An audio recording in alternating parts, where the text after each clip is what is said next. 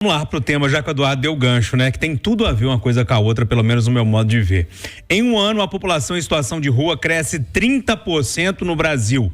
Em Belo Horizonte, são mais de 10 mil pessoas, segundo o estudo da Faculdade de Direito da UFMG, com análise do Cadastro Único. Ô, William, salário baixo, a Previdência não vai dar conta, economia não anda tão bem e a população em situação de rua aumenta a cada dia que passa. Gente, 10 mil pessoas, já falo pra vocês sem medo de errar, viu?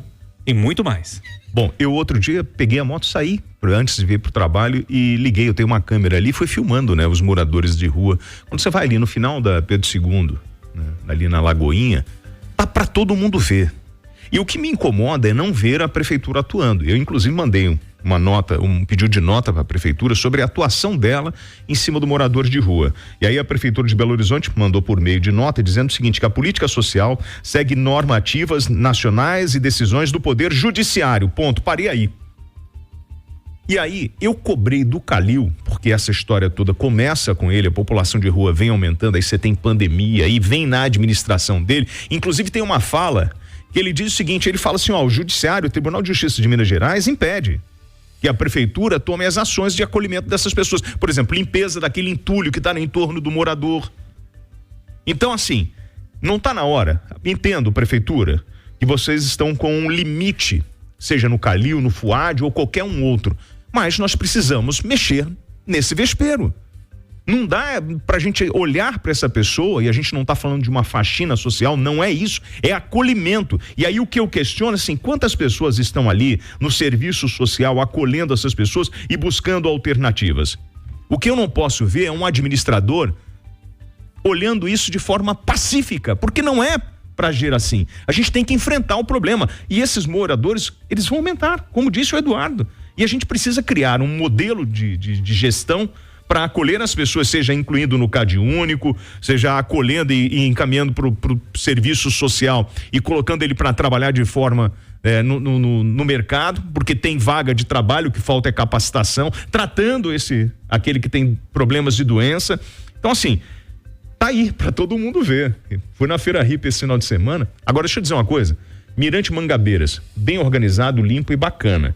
Aí você vai na Feira Hippie, andou um pouquinho, chegou no final da Pedro II, na Praça do Peixe, tá aquela bagunça, lixo pra tudo quanto é lado. Aí você fala assim, são dois mundos paralelos que a gente vive aqui e de difícil atuação, porque também tem um entrave da justiça.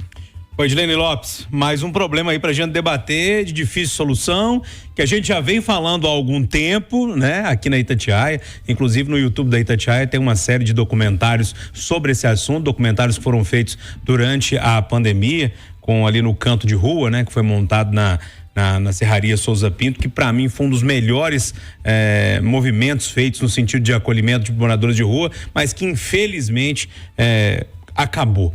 Mas e aí, Edilene? A moradia de rua também aumentando, não vamos ter aposentadoria, lá na frente eu tô com medo do que vai acontecer.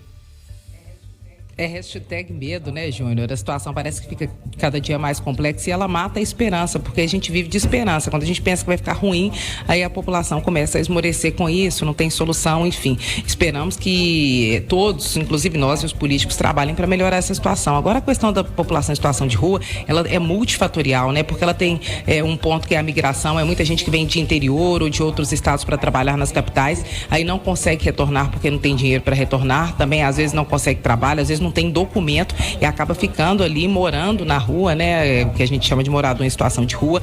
Tem o alcoolismo e as drogas, que muitas vezes as relações familiares são tão tensas que essas pessoas, elas que não suportam ficar na casa, embora muitas vezes também sejam consideradas pelas famílias um problema, e aí elas vão morar na rua e acabam virando um problema que é social, que é difícil de resolver, porque a política atual, ela não pode tirar a pessoa da rua à força, mas a pessoa está ali na rua e ela provoca uma série de situações que também acabam incomodando o restante da população. É ruim para quem mora na rua, é ruim para quem convive com o espaço da rua, para quem passa pelo transeunte, para o pedestre, para o comerciante. Então essa é uma questão de difícil resolução que, para ser feito, tem que ter coragem. Poucos políticos têm coragem de atacar esse problema de frente e de ofertar uma política definitiva que consiga tirar as pessoas da rua, ou então que consiga tornar a rua um espaço que seja democrático, mas que também não gere um incômodo para as outras pessoas que moram ali, que tem alguém em situação de rua morando na porta, porta, pedindo, fazendo necessidades para os comerciantes. Então, quando tiver alguém com coragem, o problema vai ser resolvido.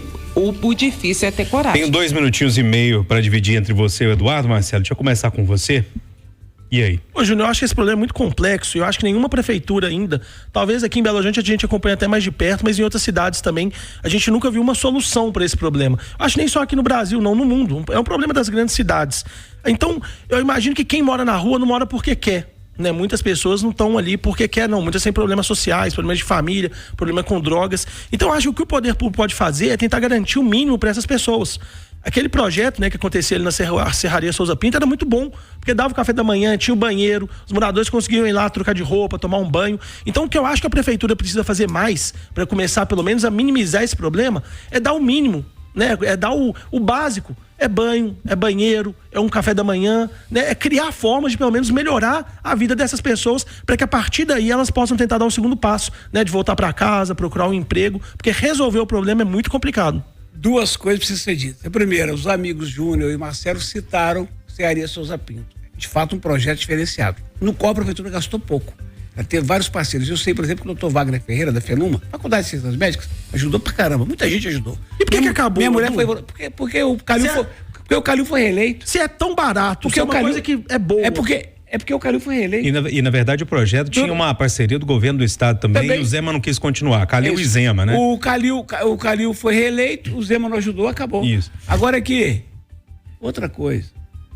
Como se fala tudo e hoje em 2 lados, esta está no colo dos progressistas de BH. No caso de BH, Marcelo, desde 1993, com a posse de Calil, mesmo passando pelos governos Patrus, né? 93. Governo Patrus, em 1993, mesmo passando por Márcio Lacerda, que quis ser diferente, a turma progressista de PSOL, PT e companhia cuida dessa área na prefeitura desde 1993. São 31 anos, Júnior, 31 anos. Então esse fracasso, no caso de Belo Horizonte, é sim dos chamados progressistas. Ponto final, então, no nosso Conversa de Geração, que teve os jornalistas Eduardo Costa, Edilene Lopes, William Travassos e Marcelo da Fonseca.